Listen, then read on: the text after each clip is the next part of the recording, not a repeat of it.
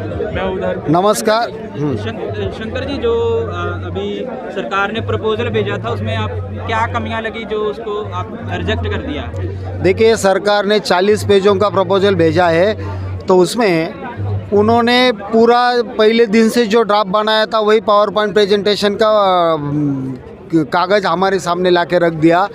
सरकार ऐसा खिलवाड़ किसानों के साथ क्यों कर रही है, यही समझ में नहीं आ रहा है। सरकार ने जो मांगे आज तक एमएसपी गारंटी का कानून के बारे में जो सहमति दर्शाई थी उसका उसमें जिक्र नहीं था। जो खरीदार, जो कॉन्ट्रैक्ट फार्मिंग खरीदार के लिए जो रेट का और तय करने का जो कानून बनाने वाले तो जो प्रावधान था उसमें कोई जिक्र नहीं था। पूरा जूना प्रपोजल जो था वही भेजा है, उसमें किसी नए चीज़ का जिक्र नहीं था। ये सरकार कारपोरेट के दबाव में इतनी क्यों आई, यही समझ में नहीं आ रहा था। इसीलिए हम लोगों ने आंदोलन की व्याप्ति बढ़ाने की सोच दी। पहले हम 3 हाईवे जाम कर दिए थे, अभी बचे हुए 2 हाईवे भी हम 12 तारीख के आगे कभी भी बंद करने का सोच रहे यानी हमारा ऐलान हो चुका है। 14 तारीख को जो लोग दिल्ली नहीं पहुंच सकते तो उनके लिए 14 तारीख को उनके जिला डीएम या एसडीएम के ऑफिस में प्रोटेस्ट करना है।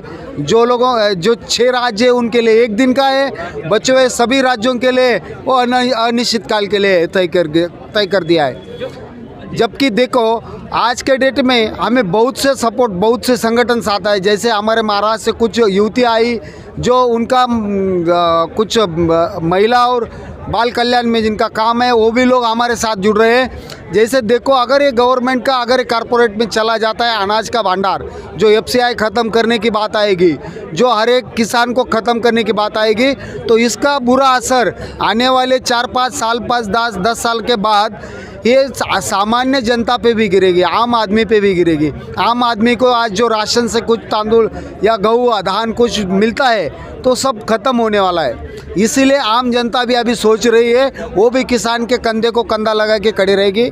सरकार को अगर जाग नहीं आती है तो आने वाले 8 दिन में ये शायद ये भारत का 70 साल के बाद जेपी नारायण के ही बाद सबसे बड़ा आंदोलन होने वाला है।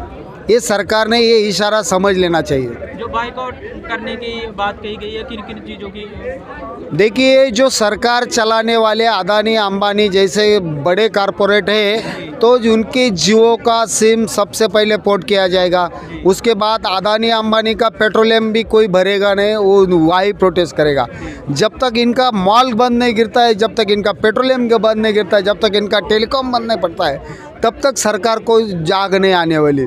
क्योंकि सरकार तो इनमें से बिचौलिया जैसा काम कर रहा है, तो खुद को मालिक समझ रहे हैं अदानी अंबानी। ये जब तक उनको बताते नहीं तब तक ये कुछ बनाने वाले नहीं। तो हम इनकी नस्ल पकड़ के, इनकी नस पकड़ के इनका ही दाना पानी बंद करने की किसान सोच रहे हैं और वो हम करने वाले हैं।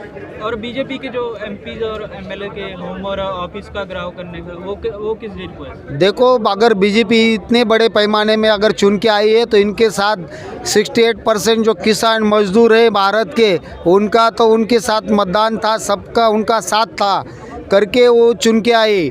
तो हम सबसे पहले उनको जवाब पूछने वाले हैं कि हमने चुन के दिया आपको, आप सरकार से हमारे कुछ बातें कर रहे या नहीं कर रहे। इसलिए हम सब बीजेपी की जो लोग हैं, जो बीजेपी की एमपीज़ है, उनके घर के सामने हम प्रोटेस्ट करने वाले हैं।